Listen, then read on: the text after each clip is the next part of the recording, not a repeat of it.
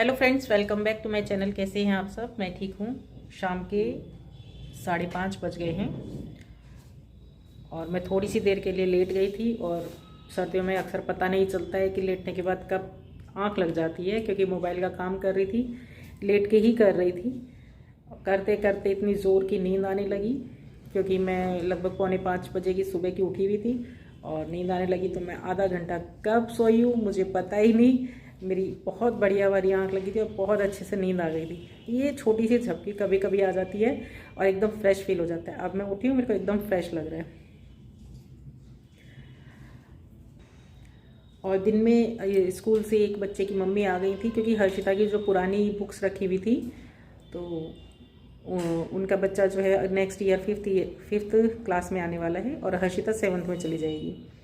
तो रखी थी। मैं बहुत समय से सोच ही रही थी कि उसको निकाल दूं, किसी को दे दूं या कुछ करूं। तो बाई चांस उनका आना हो गया और उन्होंने मेरे से फ़ोन पे पहली बात कर ली थी कि आप वो बुक्स किसी को दीजिएगा नहीं, मैं लेके जाऊंगी बच्चे को। क्योंकि क्या होता है ना कि कुछ चीज़ें उसमें ऑलरेडी मेंशन होती है, चीज़ें लिखी होती है, तो बच्चे को प्रिपरेशन करवानी ईजी होती है। हालांकि बुक तो वो नहीं ले लेंगी बाद में, लेकिन जब तक छुट्टियाँ होंगी या कुछ होगा तो वो एक आध चैप्टर वगैरह बच्चे को पहले ही करवा लेंगी।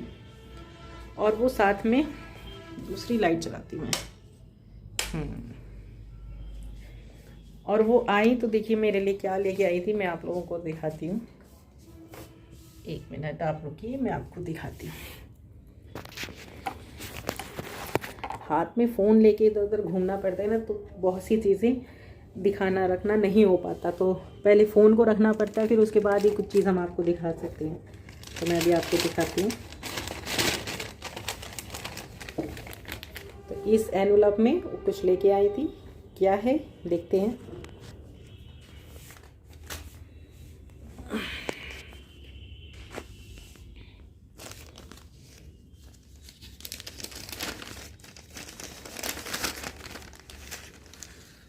ओह वाओ, ये तो है ब्रासलेट।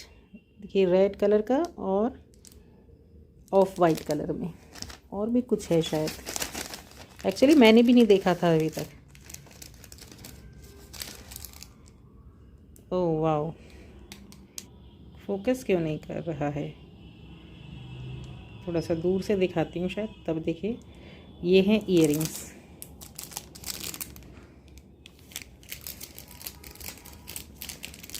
तो ये दोनों चीज़ वो लेके आई, उन्होंने मुझे दिया।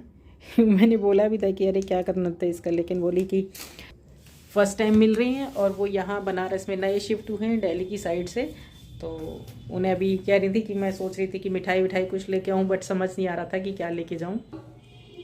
एक्चुअली देखिए मैं यहाँ शूट कर रही थी, तो बीच में हर्षिता आती है ना, तो पीछे से मुझे कही अरे रोको 1 मिनट, कुछ बोलना है मुझे। रोको अभी, आप रोको, बस यही करती रहती है। फिर बीच बीच में पॉज करना पड़ता है, इसको स्टॉप करना पड़ता है, फिर उसकी सुननी पड़ती है, फिर दोबारा से शूट करना पड़ता है।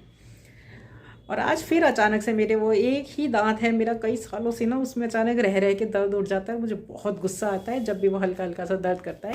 बहुत ज़्यादा पेन नहीं होता है, लाइट लाइट सा ऐसा दर्द करता है, जैसे पता नहीं, जैसे कुछ फंस गया है दांत में या कुछ है।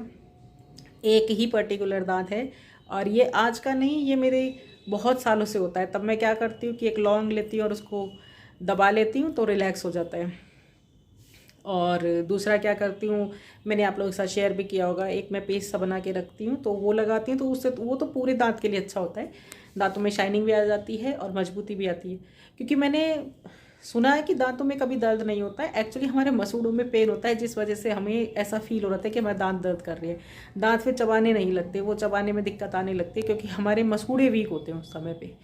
और कोई अगर कीड़ा वीड़ा लग जाए दांत में, तो लौंग तो सबसे पुराना कारगर तरीका है कि आप उसको दांत के बीच में ऐसे दबा के रख लीजिए 10 मिनट, 15 मिनट, आधा घंटा, जितना आप रख सके, क्योंकि काफ़ी कड़वी होती है।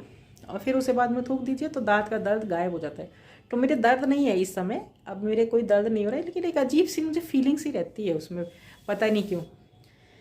कब तक मुझे इस तरह से दर्द करेगा ये दांत, देखते हैं।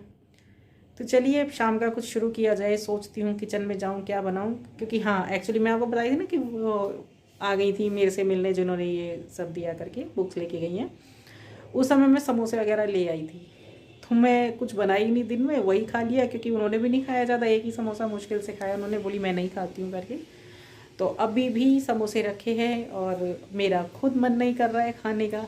उस समय मैंने आराम से 2 खा लिए थे, अब मेरा बिल्कुल मन नहीं कर रहा है। और इस दांत की वजह से सही बताऊँ तो अभी चाय पीने का मन नहीं कर रहा है।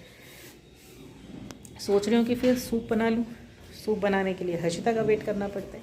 पता ही नहीं मैं क्या करूँगी, कि मैं कन्फ्यूज़न, कोई दिन ना बड़ी कन्फ्यूज़न सी मुझे हो जाती है कि मैं एक्चुअल में क्या करूँ। मैं आपसे बात करते करते बेडरूम से यहाँ किचन में आ गई हूँ। किचन में आके आगे कुछ मुझे समझ नहीं आ रहा है कि मुझे क्या करना है। प्लीज़ आप कोई सलाह दे दीजिए कि मैं क्या करूँ।